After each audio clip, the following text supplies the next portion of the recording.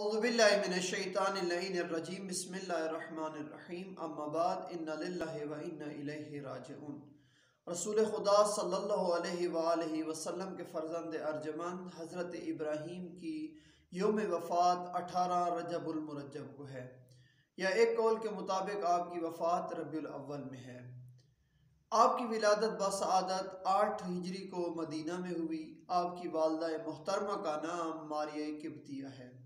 آپ کی کل عمر مبارک 16 یا 18 یا 22 ماہ تھی۔ آپ کا جو مدفن ہے اور آپ کی جو قبر مبارک ہے وہ جنت البقیع کے قبرستان میں ہے۔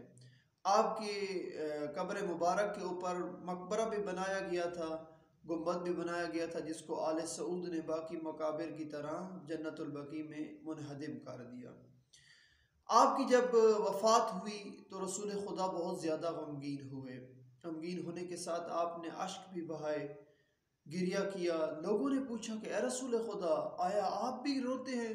تو رسول خدا نے جواب دیا، کیوں نہیں، میرا بھی دل جلتا ہے، میرے بھی آنسو نکلتے ہیں، میں بھی ایک انسان ہوں اس پہلو سے۔ جس دن آپ کی وفات ہوئی، یعنی آپ کے فرزند کی وفات ہوئی، تو اس دن سورج گرہن ہو گیا۔ لوگوں نے کہا آ کر رسول خدا کو کہ یا رسول اللہ، دیکھیں آج آپ کے بیٹے کے غم میں سورج بھی رو رہا ہے۔ تو رسول خدا نے بہت زبردست جواب دیا، کہا کہ یہ دو ایک الگ الگ واقعے ہیں، ان کو آپس میں مت جوڑیے، کیونکہ سورج گرہن یا چاند گرہن اللہ کی نشانیوں میں سے ایک نشانی ہے، اور میرے بیٹے کی وفات کا ان سے کوئی تعلق نہیں ہے۔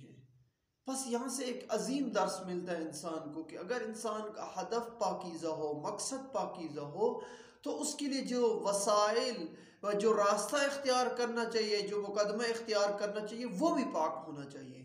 اگر رسول خدا نعوذ باللہ یہ کہتے کہ دیکھیں میں تو سچا نبی ہوں اور میری سچائی کی دلالت یہ ہے اور اس کے اوپر دلیل یہ ہے کہ دیکھیں میرا جب بیٹا فوت ہوا ہے تو اس کی غم میں سورج بھی غم زدہ ہے، لیکن رسول خدا نے یہ کام نہیں کیا، لوگوں کی بے شعوری سے فائدہ نہیں اٹھایا، بلکہ ان کو شعور دیا اور کہا کہ یہ کام نہیں ہے، یہ دو الگ الگ واقعات ہیں۔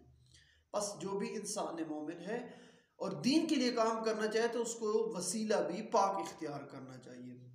جب آپ کے بیٹے کی وفات ہوئی تو لوگوں نے آپ کو ابتر کہنا شروع کر دیا اور کہا کہ یہ کیسے نبی ہیں کہ جس کے بیٹے وفات پا گئے ہیں، اگر سچے نبی ہوتے تو اس کے بیٹے کبھی بھی فوت نہ ہوتے۔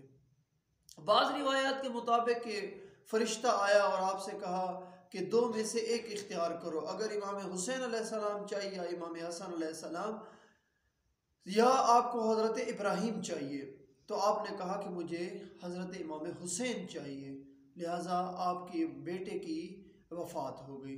اب یہ روایت کس حد تک درست ہے، واللہ اعلم بالصواب، ہم کچھ بھی اس بارے میں نہیں جانتے۔ اسی طرح آپ نے اپنے بیٹے کا جنازہ پڑھایا، آپ کے بیٹے کو غسل اور کفن امام علی علیہ السلام نے دیا۔ اسی سے امام کاظم علیہ السلام فرماتے کہ رسول خدا کے بیٹے کی عمر یعنی شیعہ مکتب کے مطابق کہ 7 سال سے کم بچے کا جو جنازہ پڑھانا مستحب ہے، وہ اسی روایت سے استدلال کرتے ہیں کہ جب ایک بچہ کم عمر ہو تو اس کا جنازہ پڑھنا مستحب ہے۔ اسی طرح رسول خدا کی زندگی سے یہ بھی واقعہ ملتا ہے کہ یہ غمناک واقعات انبیاء کی زندگی میں بھی آئے ہیں، اگر عام لوگوں پر آئیں تو انسانوں کو صبر کرنا چاہیے، لہٰذا یہ بھی اس واقعے سے ہمیں درس ملتا ہے۔ اللہم صلی علی محمد وآل محمد وعجل فرج آل محمد۔